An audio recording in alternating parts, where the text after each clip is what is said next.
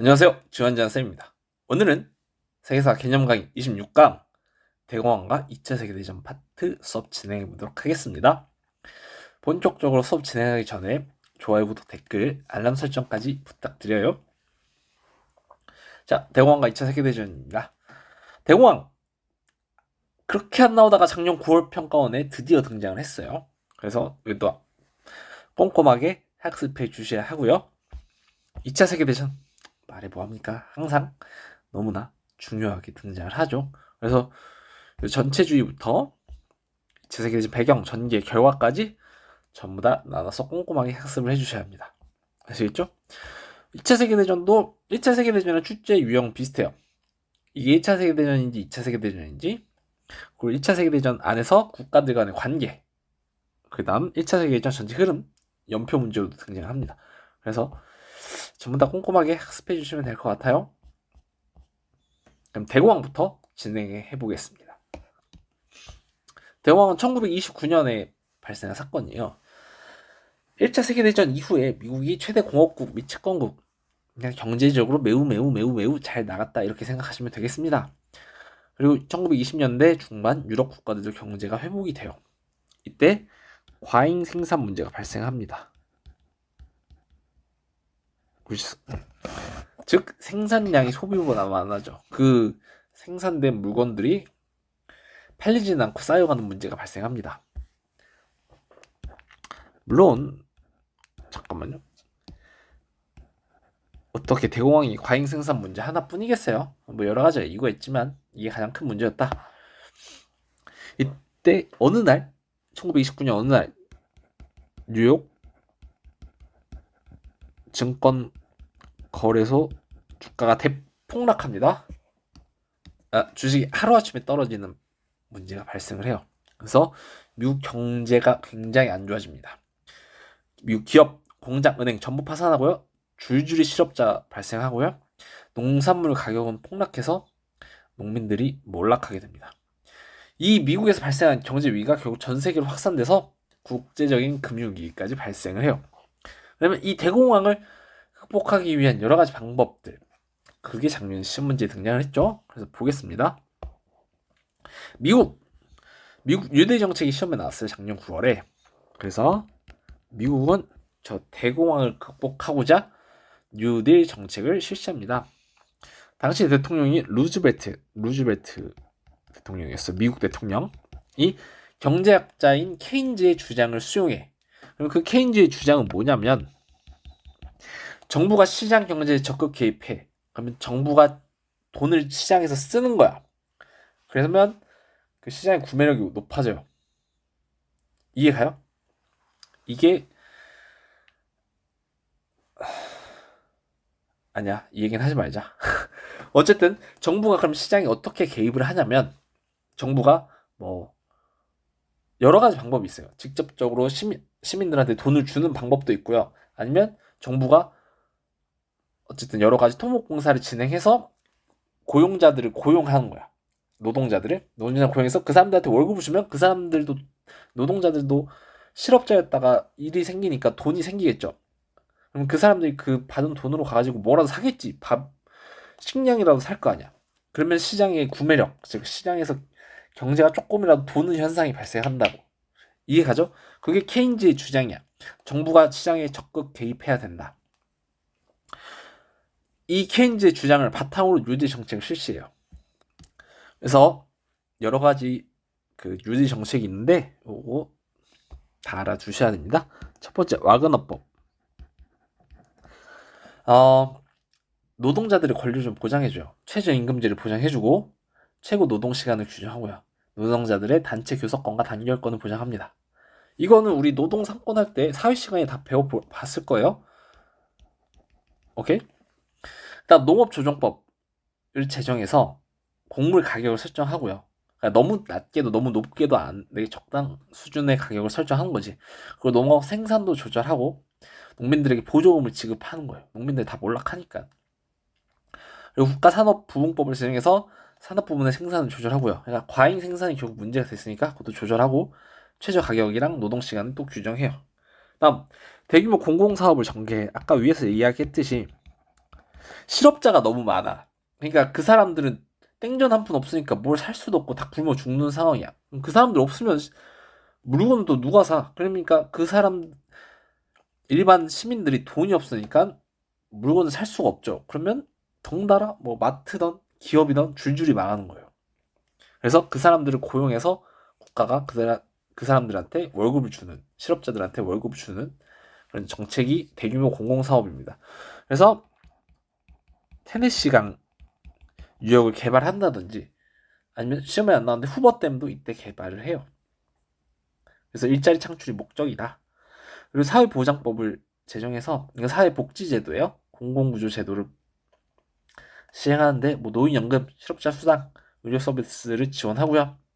달러 블록을 형성을 해. 이 블록 경제는 밑에 영국, 프랑스에서도 나올 건데 달러를 쓰는 국가들을 하나의 경제 단위로 묶는 거야. 이해가요? 그러니까 미국 말고 뭐 달러를 쓰는 국가 뭐 A, B, C가 있을 거 아니야? 그럼 얘네들끼리만 무역을 해요. 달러를 쓰는 얘네들끼리만. 오케이? 그러면 그 안에서 어쨌든 경제는 좀 돌 거 아니야? 그러면 그나마 조금 나아지겠죠? 오케이? 그게 달러 블록. 다음 영국.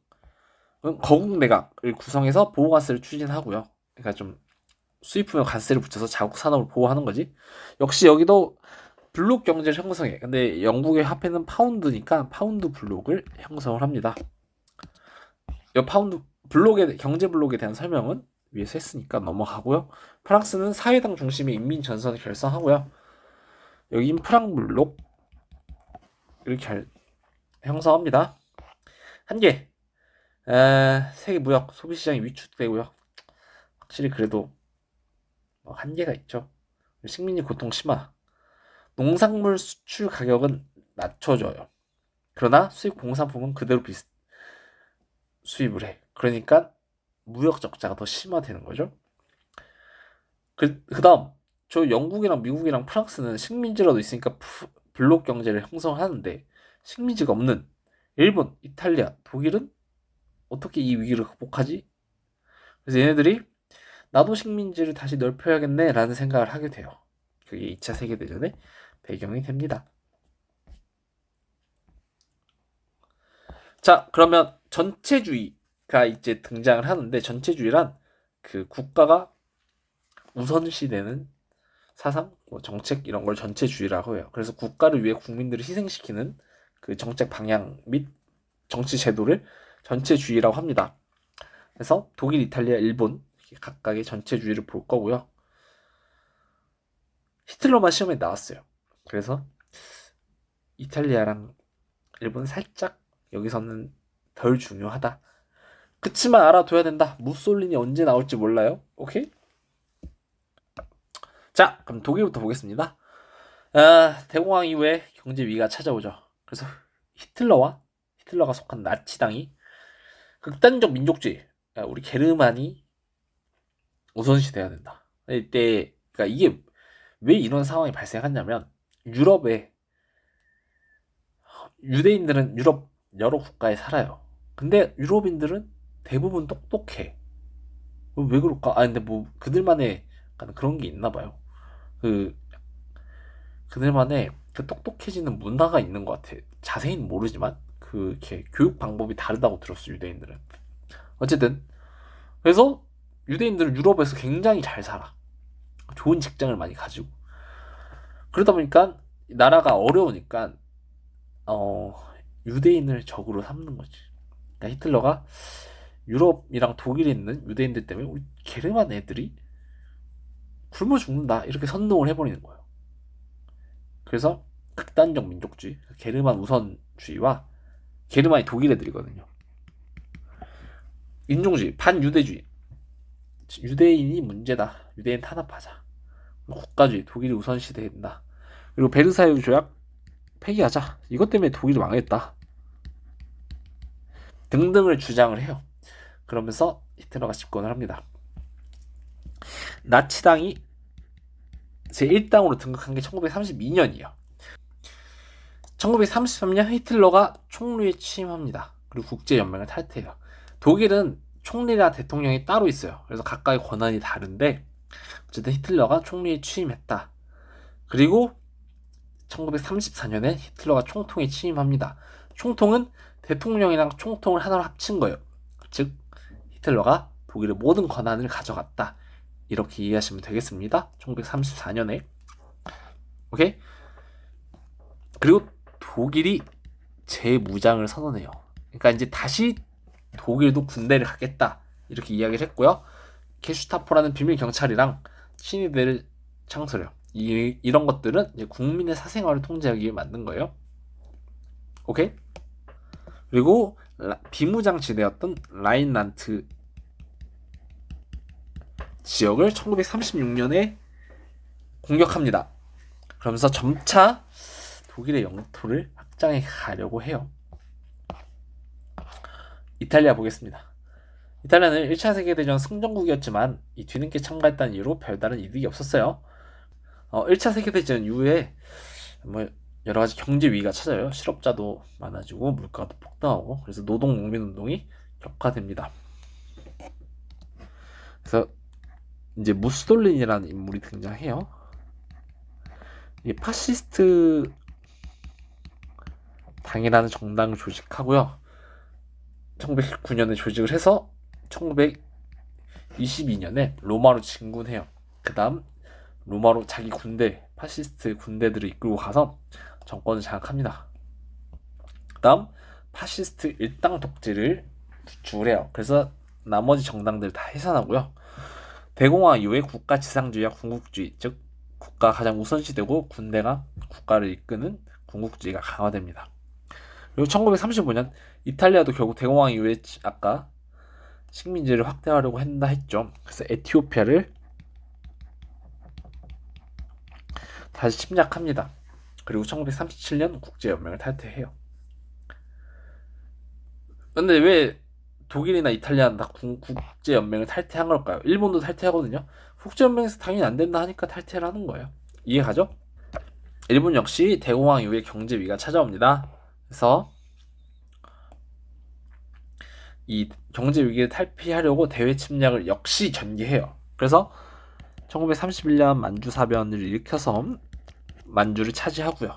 그 다음 1년 뒤 만주국 수립하고 군부들이 강경 쿠데타 5.15 사건을 일으켜서 군국주의화가 가속합니다. 즉 일본 정부도 군인들이 차지를 하게 되는 거예요. 그래서 군부와 재벌들이 산업화와 군비 확장 정책을 추진합니다. 그리고 역시 국제연맹에서 또 만주 사변 가지고 태클 거니까 일본이 국제연맹을 탈퇴하고요. 1937년에는 중국 본토를 본격적으로 쳐들어갑니다. 이게 중일 전쟁이고요. 중국에서 난징 대학살도 자행하죠.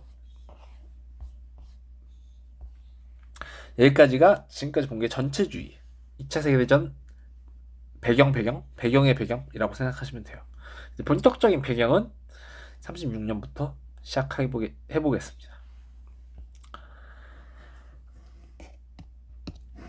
자, 우선 1936년에 에스파냐에서 내전이 일어나요.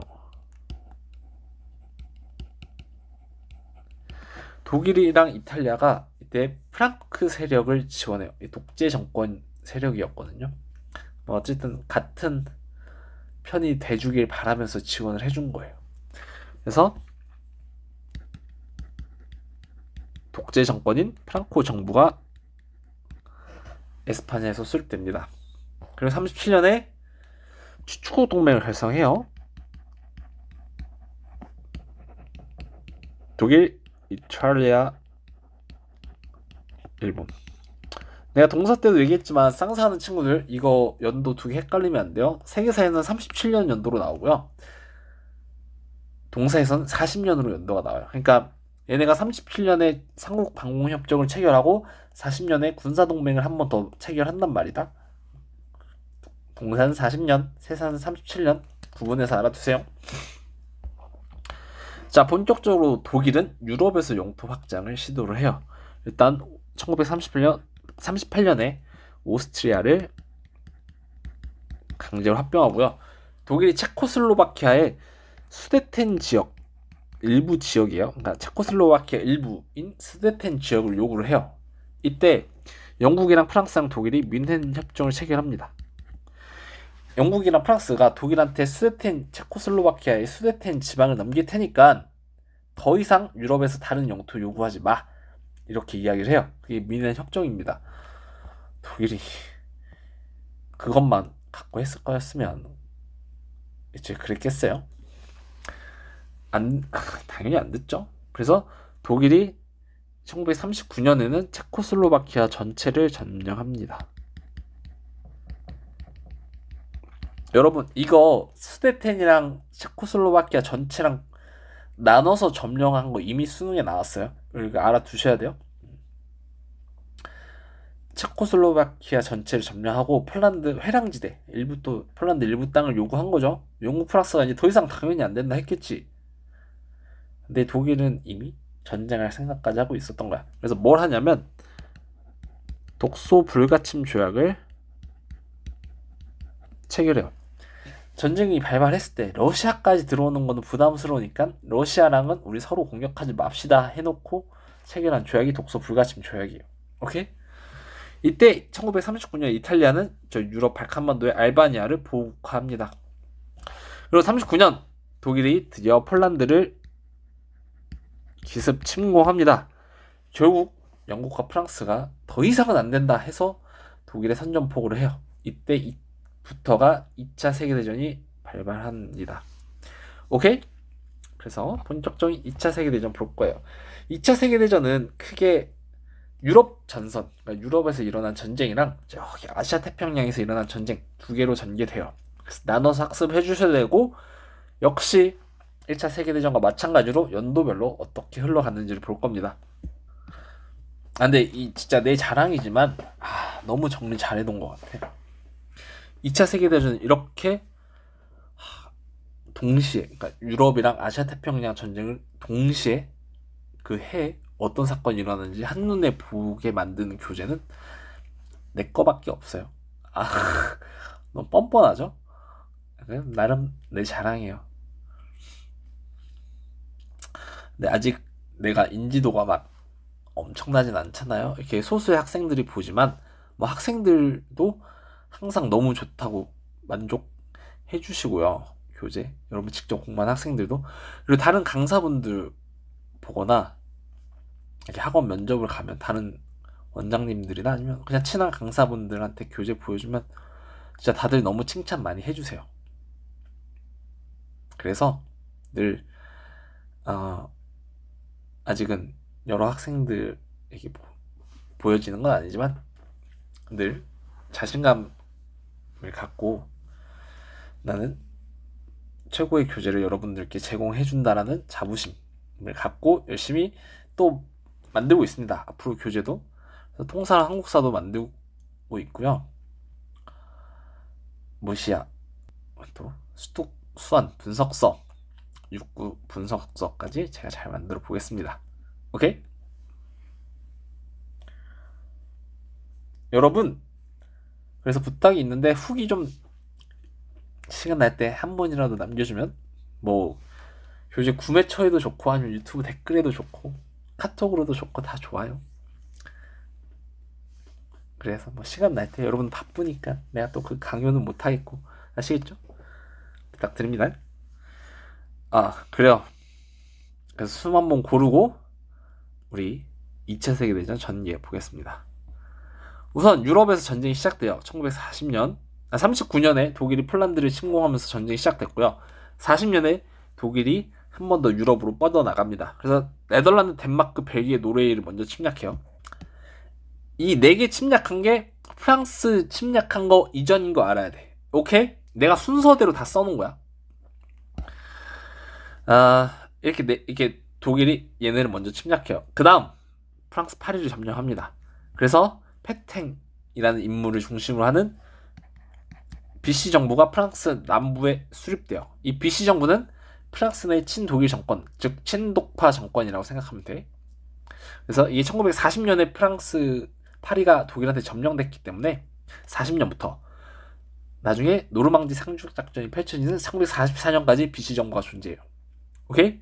그럼 이 시기에 프랑스의 드골이라는 인물이 자유 프랑스라는 망명 정부, 그러니까 망명 정부가 뭐냐면 나라가 없는 정부, 국가 진짜 실제 땅이 없는 정부 인 자유 프랑스를 수립해. 어디서? 영국에서. 그래서 시기는 같아요. 그러니까 BC 정부랑 자유 프랑스랑 시기 같아. 이 시기에 망명했던 거니까. 오케이? 이해 가죠?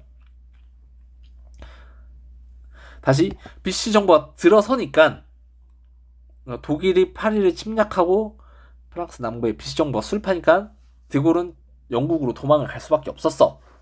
친독일 정권이 들어서니까. 그래서 그 BC 정부가 40년부터 44년까지 있는데 도망가는 기간이 똑같겠죠? 40년부터 44년까지. 이 드골이 나중에 노르망디 상륙사건을 전개하니까. 오케이? 그래서 둘 다 시기는 같다. 그래서 그리고 BC 정부가 들어서니까 드골은 이제 영국으로 도망간 거다. 거기서 자유 프랑스라는 망명 정부를 수립했다. 이렇게 이해하시면 되겠습니다. 오케이? 그래서 자유 프랑스를 영국에서 수립하고요. 독일에 저항하는 레지스탕스 운동, 즉 프랑스 독립운동이죠. 이런 걸 전개해요. 그리고 이탈리아는 그리스랑 북아프리카를 침공해요. 이거 작년에 그리스랑 이탈리아랑 전투하는 걸로 2차 세계대전인지 알아? 이렇게도 물어봤어요. 그 다음 이제 아시아 태평양 전쟁의 상황을 보겠습니다. 중일 전쟁이 장기화돼요. 37년부터 전개됐죠. 지금 아직도 일본은 중국에서 전쟁 중이야. 왜? 중국 땅이 너무 넓으니까. 그 일본이 난징에서 대학살을 해도 중국 전체를 아직 차지하지 못했어요. 너무 땅이 넓으니까 전쟁 물자가 많이 필요해. 뭐 사람도 사람인데 석유, 또 고무, 타이어 이런 거 많이 필요하죠. 일본 입장에서는 이 전쟁 물자가 어디 있을까? 고개를 살살 돌리는데 저기 동남아시아에 보면 석유가 많이 나와요. 인도네시아에서 석유가 진짜 많이 나와.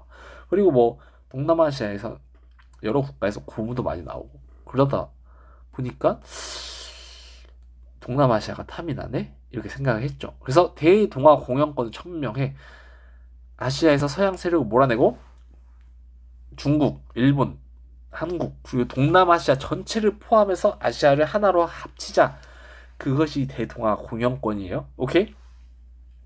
이런 주장을 하는 이유는 뭐겠어요? 일본이 아시아를 다 차지하고 싶은 거지. 그래서 동남아시아를 1940년 특히 베트남 및 동남아시아를 침략을 해요. 전쟁 물자를 확보하려고.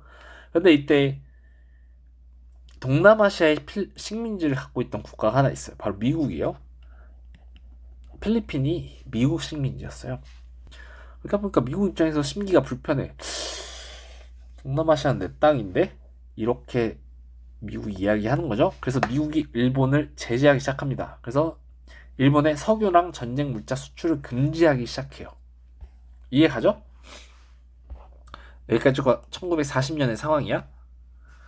다음 1941년 이때 독일이 독소 불가침 조약을 깨고 러시아를 공격합니다. 그래서 모스크바까지 진출해요. 그리고 이때 미국이랑 영국은 대서양 헌장을 발표해요. 미국의 루즈벨트와 영국의 처칠이 만나서 대서양 한가운데에서 대서양 헌장을 발표합니다. 그래서 전후 평화 수립 원칙, 2차 세계대전 이후엔 어떻게 평화적으로 나아갈지 그 원칙을 마련했고요. 국제연합 창설에 합의합니다. 꼭 만들자 이렇게 이야기를 해요. 오케이? 이때 처칠이 루즈벨트한테 편지를 1000통을 넘게 썼대요. 도와달라고. 대단하죠. 그 이제 연애할 때보다 더 그렇게 어쨌든 찐득하게 뭐라 그래야지 끈질기게 편지를 보냈기 때문에 루즈벨트가 도와줬다고 합니다. 그 다음에 이게 1941년 유럽의 상황이고요. 41년 일본을 보면 일본 입장에서는 미국 때문에 석유랑 전쟁 물자를 더 이상 구할 수가 없어요. 그러면 이 모든 거의 원흉은 누구냐? 미국이라는 생각이 드는 거야. 그러면 일본 입장에서 계산기를 두드려 보는 거지. 더 이상 중국을 공격하기가 힘들어. 근데 그러면 미국을 공격해서 미국을 없애고 미국이 잠깐 주춤한 동안 동남아시아에서 자원을 탈취하자. 그리고 중국이 차지한 다음에 중국까지 차지하면 아시아를 차지한 거고, 그러면 그때는 미국이랑 한판을 뜨면 내가 세계를 차지할 수도 있지 않을까? 이렇게 행복회로 대외 망상을 돌리기 시작합니다. 그래서 일본이 하와이 진주만을 기습 공격해요. 그래서 거기 하와이 진주만에 있는 미국의 항공모함을 바다로 빠뜨려 버립니다. 근데 마침 몇 대가 훈련을 나가 있었어요. 그래서 미국은 화가 머리끝까지 나서 그 남은 항공모함에 전투기 한가득 싣고 일본을 공격합니다. 그래서 태평양 전쟁이 발발해요. 초반에는 일본이 살짝 유리했어요. 그래서 일본이 괌, 필리핀, 인도네시아까지 점령하고요. 어쨌든 이것 때문에 전쟁이 아시아 태평양 전쟁에서도 본격적으로 전개되면서 전 세계로 확대된 거죠. 유럽이랑 아시아 태평양까지. 자, 그 다음 42년 보겠습니다. 소련이 스탈린그라드 전투에서 독일을 상대로 승리해요. 42년부터 43년까지 펼쳐진 전투인데, 그 나폴레옹도 마찬가지지만 러시아 원정을 가서 살아남은 전투는 없어요. 러시아 원정은 진짜 힘들어요. 그 추위와 악조건 속에서 결국 이기기 힘들거든요. 왜 그런지 모르겠어요, 틀려도. 그래서 독일이 동부 전선에서 후퇴하기 시작합니다. 그리고 아시아 태평양 전선에서는 미국이 일본을 상대로 미드웨이 해전에서 승리해요. 이 미드웨이 영화도 있어요. 이 영화인데 이거 진짜 기가 막혀. 너무 재밌어. 좀 이 공주 특히 그 마지막 전투기 액션은 우주 최강이야. 너무 재밌어. 여러분 저런 건 수능 끝나고 보세요. 아시겠죠? 추천해 주는 거니까. 그래서 수능 끝나면 시간이 차고 넘칠 거야. 이 넘치는 시간을 주체를 못할 걸. 그러니까 저런 거 보시고 오케이? 꼭 운전면 따시고 알겠죠? 그래서 이 미드웨이 해전으로 미국이 승리하면서 전세가 반전돼요. 그래서 미국이 태평양 섬이랑 필리핀 섬을 되차지하기 시작합니다. 그리고 43년 무솔리니가 실각하고 이탈리아가 항복을 합니다. 그리고 카이로 회담이 전개되죠. 카이로는 이따 내용 따로 볼게요. 1944년 노르망디 상륙 작전을 실시하면서 파리를 해방해요. 그 다음 45년 이제 얄타 회담 우선 실시하고요. 그리고 45년 5월 소련이 베를린을 점령하면서 독일을 항복합니다. 이때 소련군이 베를린 점령했고요. 히틀러 방 도착하기 일보 직전에 히틀러는 자살을 해요. 하남자죠, 하남자. 본인이 잘못을 했으면 그 잘못에 대한 책임을 저지를 줄 알아야 진정한 남자지. 이게 뭡니까? 찌질하게. 자기도 잘못한 건 알겠지. 이제 졌으니까. 그리고 그동안 잘못한 건 많으니까. 이제 잡혀가면 평생 힘들게 살겠다는 건 아니까 죽었겠지. 그럼 잘못을 하지 말던가. 왜 그런 건지 모르겠어. 그리고 포츠담 선언. 독일까지 항복을 했는데 나중에 남은 국가가 어디겠어요? 일본이요. 일본 더해. 왜 아직도 혼자 그렇게 남아서 개기는 거야? 끝까지 저항해요. 우리 세계사만 하는 학생들 있으니까 이야기하면 일본이 가미카제 특공대라는 것까지 동원을 해. 어떤 거냐면 이제 일본 섬이 이렇게 있고 여기가 태평양이고 여기가 미국이에요. 주로 이제 태평양에서 미국이랑 일본이랑 전쟁을 해요. 그러면 일본 전투기가 여기까지 날아가서 싸우고 다시 이렇게 돌아와야 되잖아. 근데 일본 전투기한테 여기까지 날아갈 수 있는 기름만 주는 거야. 그러면 그 전투기는 어떻게 못 돌아오죠? 그럼 뭐 하라는 거예요? 그냥 가서 이렇게 미국 배한테 다이빙 하라는 거예요. 이렇게까지 저항하는 게 가미카제 특공대야. 정말 그 전투기에 탄 일본 청년은 너무 불쌍하지 않니? 무슨 죄니? 그 나라가 시킨다고 하고 거기 가서 다이빙을 해야 돼? 아휴, 너무 안타깝죠. 근데 일본이 이렇게까지 저항을 해요. 그래서 포츠담 선언 회담에서 발표한 게 포츠담 선언인데 이때 미국이 일본한테 항복하지 않으면 부셔버리겠다 이렇게 이야기를 합니다. 근데 일본은 항복을 안 해요. 그럼 진짜 미국은 이제 일본을 부셔버리는 거야. 그래서 우선 히로시마의 원자폭탄을 투하하고요. 세상에 나는 진짜 지금까지 항복 안 한 것도 이해 안 가지만 원자폭탄 한 번 맞았으면 항복했겠다. 아 근데 그런 건 있어. 보니까 일본 정부는 이 원자폭탄이 그렇게 심한 줄 몰랐대요. 그 피해가. 그래서 그러니까 눈 가리고 아웅? 아니 진짜 몰랐나? 어쨌든 뭐 그때는 SNS가 있던 시절도 아니긴 하니까 뭐 실제로 그 피해를 즉각 얼마나 심한지 바로 알아차리기 어렵다고 하지만 그래도 이해가 안 되죠. 그리고 이제 소련이 대일전 일본과의 전쟁에 참여합니다.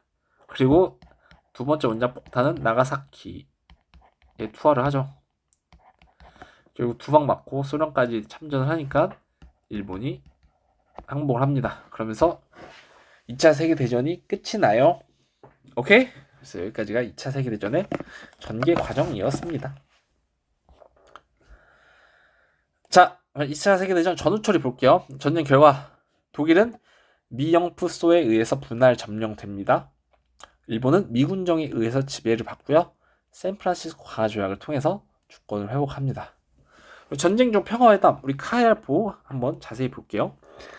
43년에 카이로 회담을 전개를 해요. 세계사에서는 어떤 게 포인트로 나오냐면 그냥 이 참여한 국가들 미영중, 미영소, 미영중소 이런 걸 물어봐요. 선지로만 나오거든요. 그래서 보면 그렇게 보고 내용도 한번 봐주세요. 그래도 카이로 회담의 내용은 전후 일본 처리 문제 논의요. 그러니까 2차 세계대전이 끝나면 일본은 어떻게 처리할까? 그리고 일본 영토는 어떻게 처리할까?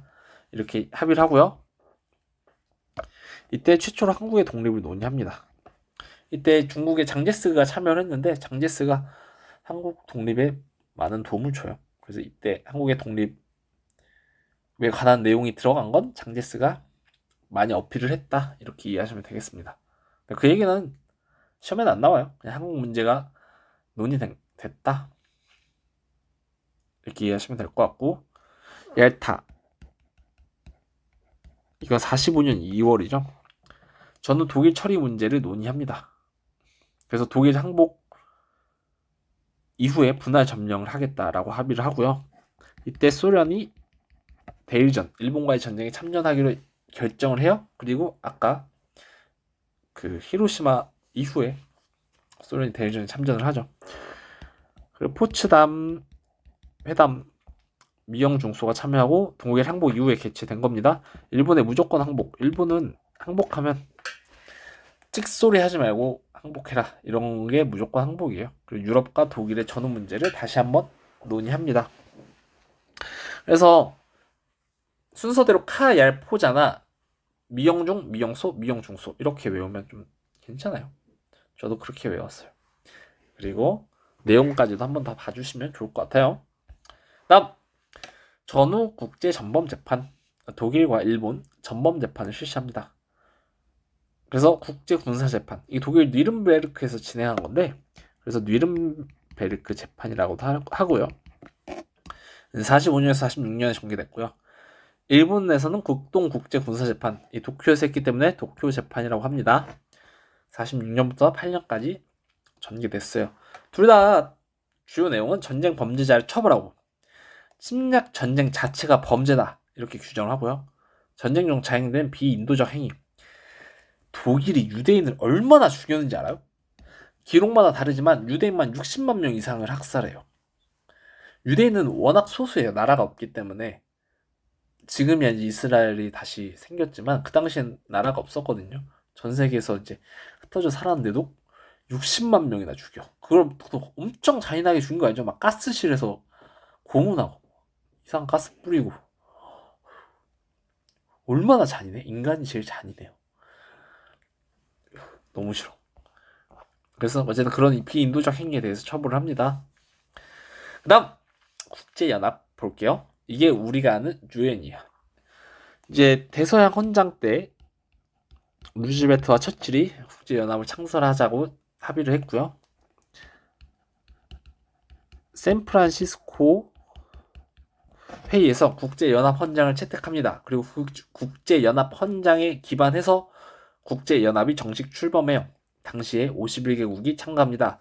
이 샌프란시스코 회의는 저 위에 우리 동사하는 학생들 들으세요. 일본이 주권을 회복한 샌프란시스코 강화조약과 다릅니다. 구분해서 알아두셔야 돼요. 국제연합의 목적, 평화유지랑 국제협력이에요. 당연하죠. 그 다음 국제연합의 여러가지 특징 보겠습니다. 가장 첫 번째가 안전보장이사회예요.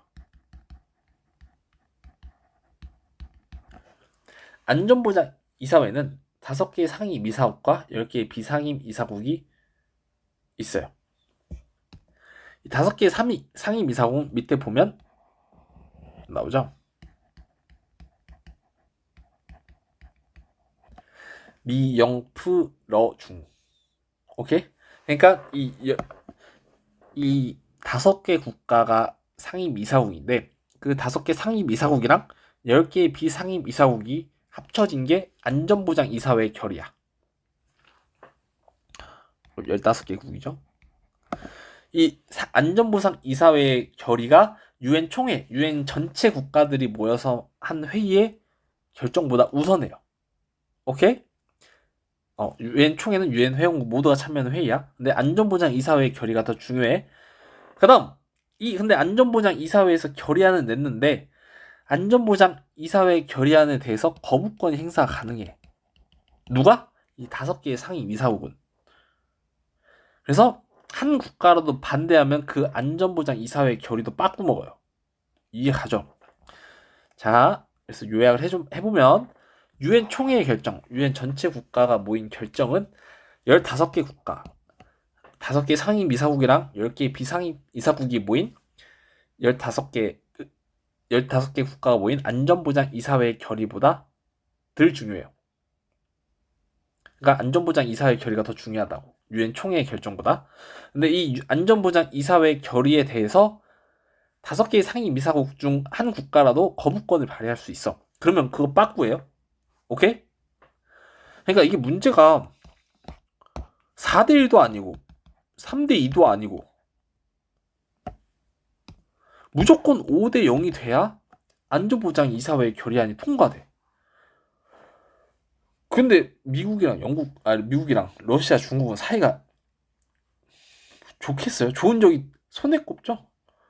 허구한 날 미국이 얘기하면 러시아, 중국이 반대하고 러시아, 중국 이야기하면 미국이 반대하고 제대로 돌아가지가 않아 유엔. 그러니까 유엔의 가장 큰 문제가 이거죠. 상위 이사국의 거부권. 그렇다고 이걸 뜯어 고치는 한들 고쳐질까? 미국, 영국, 프랑스, 러시아, 중국이 그래요 우리 거부권 포기할게요 라고 할까요? 안 하죠. 이건 이제 유엔도 끝났어요. 이 문제를 어떻게 고칠 겁니까? 어쨌든 그래서 유엔은 이런 문제가 있다. 다음 특징 군사적 제재, 국제 분쟁을 무력으로 제재가 가능해요. 그래서 뭐 국제연합군, 평화유지군 등을 파견할 수 있어요. 그래서 한 6.25 전쟁 때 또 국제연합군이 파견됐죠. 한일 강대국에 의해 좌우된다. 봤죠? 상임 이사국 거부권 이게 그 얘기입니다. 자, 여기까지네요. 그래서 여기까지 해서 2차 세계대전 마무리하고요. 다시 한번 보지만 대공황 따로 꼭 봐주시고 특히 뉴딜 정책 전체주의 내용 한번 봐주시고 특히 독일 중심으로 좀 봐주시고요. 2차 세계대전 배경 전개 결과 이렇게 나눠서 보고 특히 전쟁 전개는 유럽 전선, 태평양 전선 이렇게 나눠서 연도별로 차근차근 봐주시는 게 좋습니다. 아시겠죠? 자, 그러면 우리 2차 세계대전도 마무리하고요. 이제 다음 강의가 마지막 강의입니다. 우리 꼭 끝까지 열심히 함께 해봅시다. 그럼 안녕.